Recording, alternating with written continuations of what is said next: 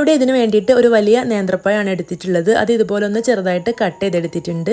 ഇനി അതൊരു ബൗളിലേക്ക് ഇട്ട് കൊടുക്കാം. ഇനി ഇതിലേക്ക് ഒരു മുട്ട ചേർത്ത് കൊടുക്കണം. മുട്ട ചേർത്ത് കൊടുത്തു കഴിഞ്ഞാൽ നമുക്കിതിലേക്ക് മധുരത്തിന് ആവശ്യമായിട്ടുള്ള പഞ്ചസാര ചേർത്ത് കൊടുക്കാം. 2 ടേബിൾ സ്പൂൺ പഞ്ചസാരയാണ് ഇവിടെ ചേർത്ത് കൊടുക്കുന്നത്. അപ്പോൾ ഈ ഒരു പഴം നല്ല മധുരം ഉണ്ടാവും, അതുകൊണ്ട് 2 ടേബിൾ സ്പൂൺ തന്നെ മതിയാവും കേട്ടോ. അതിൽ കൂടുതലൊന്നും ചേർത്ത് കൊടുക്കേണ്ട ആവശ്യമില്ല. ഇനി ഒരു ഫോർക്കോ സ്പൂണോ ഒക്കെ വെച്ചിട്ട് നന്നായിട്ടൊന്ന് ഉടച്ചെടുക്കാം. അപ്പോൾ നിങ്ങൾ മുട്ടയും പഴവും ഒന്നും മിക്സിയിലിട്ടിട്ട് അടിച്ചെടുക്കരുത് കേട്ടോ. ഇതുപോലെ തന്നെ ഫോർക്കോ സ്പൂണൊക്കെ വെച്ചിട്ട് വേണം ഉടച്ചെടുക്കാൻ. അതല്ലെങ്കിൽ കൈ വെച്ചിട്ട് ഉടച്ചെടുത്താലും മതി. ഇതുപോലെയാണ് ആക്കിയെടുക്കേണ്ടത്. പേസ്റ്റ് രൂപത്തിലായി പോകരുത്. ചെറിയ ചെറിയ കഷ്ണങ്ങളൊക്കെ അതിൽ വേണം കേട്ടോ. ഇനി ഇതിലേക്ക് കുറച്ച് ഏലക്കായപ്പൊടി ചേർത്ത് കൊടുത്തിട്ടുണ്ട്. പിന്നെ മധുരം ഒന്ന് ബാലൻസ് ചെയ്യാൻ വേണ്ടിയിട്ട് ഒരല്പം ഉപ്പും കൂടെ ചേർത്ത് നല്ല പോലെ ഒന്ന് മിക്സ് ചെയ്തെടുത്തിട്ടുണ്ട്. ഇനി നമുക്കിതിലേക്ക് തേങ്ങ ചിരവിയത് ചേർത്ത് കൊടുക്കണം. ഒരു 3-4 ടേബിൾ സ്പൂൺ തേങ്ങ ചിരവിയത് ചേർത്ത് കൊടുത്തിട്ടുണ്ട്.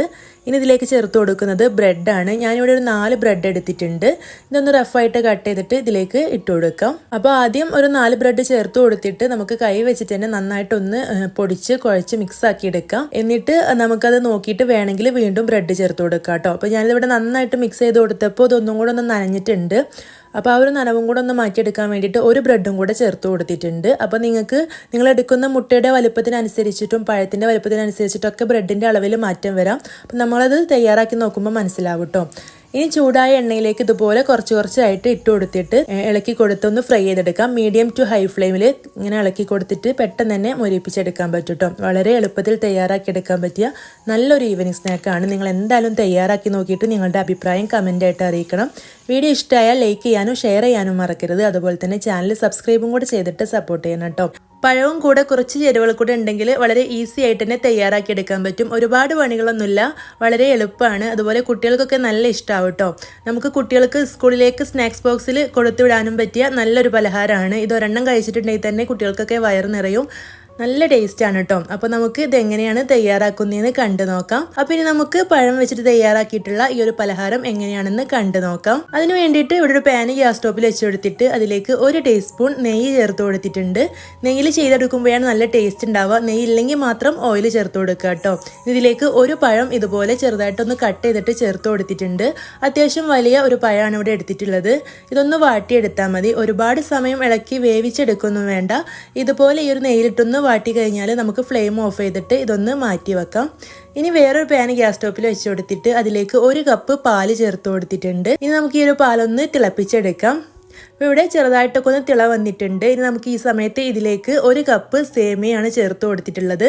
ഞാനിവിടെ വറുത്ത സേമിയാണ് ചേർത്ത് കൊടുക്കുന്നത്. വറുക്കാത്ത സേമിയാണ് നിങ്ങളുടെ കയ്യിലുള്ളതെങ്കിൽ ആദ്യം ഇതുപോലെ ഒന്ന് വറുത്തെടുത്തിട്ട് വേണം ഇത് പാലിലേക്ക് ഇട്ട് തിളപ്പിച്ചെടുക്കാൻ. അപ്പോൾ പാനിലേക്ക് ആദ്യം സേമിയ ഇട്ട് നന്നായിട്ട് വറുത്തെടുത്ത ശേഷം പാലൊഴിച്ചിട്ട് തിളപ്പിച്ച് വേവിച്ചെടുത്താൽ മതി കേട്ടോ. വറുക്കാത്ത സേമിയാണെങ്കിൽ, വറുത്തതാണെങ്കിൽ ഇതുപോലെ തന്നെ ചെയ്തെടുത്താൽ മതി. ഇടയ്ക്കിടെ ഇളക്കി കൊടുത്തിട്ടൊന്ന് വേവിച്ചെടുക്കുക. മീഡിയം ടു ലോ ഫ്ലെയിമിൽ വെച്ചിട്ട് വേവിച്ചെടുത്താൽ മതി. അതല്ലെങ്കിൽ പാല് പെട്ടെന്ന് വറ്റിപ്പോവുകയും സേമിയം വേവാതിരിക്കുകയും ചെയ്യും. അപ്പോൾ ഇതിവിടെ വേവിച്ചെടുത്തിട്ടുണ്ട്. പാലൊക്കെ വറ്റി വന്നിട്ടുണ്ട്. ഇനി ഇതിലേക്കൊരു 2 ടേബിൾ സ്പൂൺ പാലും കൂടെ ചേർത്ത് ഇളക്കി കൊടുത്ത് ഫ്ലെയിം ഓഫ് ചെയ്യാം. പാലിന് പകരം ചൂടുവെള്ളം ചേർത്ത് കൊടുത്താലും മതി കേട്ടോ. 2 ടേബിൾ സ്പൂണ്. അതൊന്ന് ഒട്ടിപ്പിടിക്കാതിരിക്കാൻ വേണ്ടിയിട്ടാണ്. ഇനി നമുക്കിതിലേക്ക് നമ്മൾ ആദ്യം വാട്ടി വെച്ചിട്ടുള്ള പഴവും 2 ടേബിൾ സ്പൂൺ പഞ്ചസാരയും ചേർത്ത് നന്നായിട്ടൊന്ന് മിക്സ് ചെയ്തെടുക്കാം. ഫ്ലെയിം ഓഫ് ചെയ്തതിന് ശേഷമാണ് കേട്ടോ ഇതൊക്കെ ചെയ്യുന്നത്. നല്ലപോലെ ഒന്ന് മിക്സ് ചെയ്തെടുത്തിട്ടുണ്ട്. ഇനി നമുക്ക് ഇതൊന്ന് മാറ്റി വെക്കാം. ഇനി ഞാനിവിടെ ഒരു ബൗളിലേക്ക് 4 മുട്ട പൊട്ടിച്ച് ഒഴിച്ച് കൊടുത്തിട്ടുണ്ട്. അപ്പോൾ സേമിയ ചേർക്കാതെയും ഈ പലഹാരം തയ്യാറാക്കിയെടുക്കാം കേട്ടോ. അങ്ങനെയാണെങ്കിൽ മുട്ടയുടെ അളവ് കൂട്ടിയെടുക്കേണ്ടി വരും. 6-7 ഒക്കെ മുട്ട എടുക്കേണ്ടി വരും. മാത്രമല്ല സേമിയ ചേർത്ത് കൊടുത്തിട്ടില്ലെങ്കിൽ ഇതിൻ്റെ ക്വാണ്ടിറ്റി വളരെ കുറവായിരിക്കും. ഇനി ഇതിലേക്ക് ഏലക്കായപ്പൊടി 1 ടീസ്പൂൺ ചേർത്ത് കൊടുത്തിട്ടുണ്ട്. മധുരം ഒന്ന് ബാലൻസ് ചെയ്യാൻ വേണ്ടിയിട്ട് ഒരു പിഞ്ച് ഉപ്പും കൂടെ ചേർത്ത് കൊടുത്തിട്ടുണ്ട്. ഇനി ഒരു 1/2 കപ്പ് പാലും കൂടെ ചേർത്ത് നല്ല പോലെ ഒന്ന് മിക്സ് ചെയ്തെടുക്കാം. നന്നായിട്ട് മിക്സ് ചെയ്ത് കഴിഞ്ഞാൽ നമ്മൾ തയ്യാറാക്കി വെച്ചിട്ടുള്ള ഈ ഒരു സേമിയയും പഴത്തിൻ്റെ കൂട്ട് ഈ ഒരു മാവിലേക്ക് ഇട്ട് കൊടുക്കാം. മുഴുവനായിട്ട് ഇട്ട് കൊടുത്തിട്ട് ഒരു ഫോർക്കോ സ്പൂണൊക്കെ വെച്ചിട്ട് നന്നായിട്ടൊന്ന് മിക്സ് ചെയ്ത് കൊടുത്തിട്ടുണ്ട്. ഈ ഒരു സമയത്ത് മധുരം നോക്കിയിട്ട് കുറച്ച് കുറവായതുകൊണ്ട് 2 ടേബിൾ സ്പൂൺ പഞ്ചസാര കൂടെ ചേർത്ത് കൊടുത്തിട്ടുണ്ട്.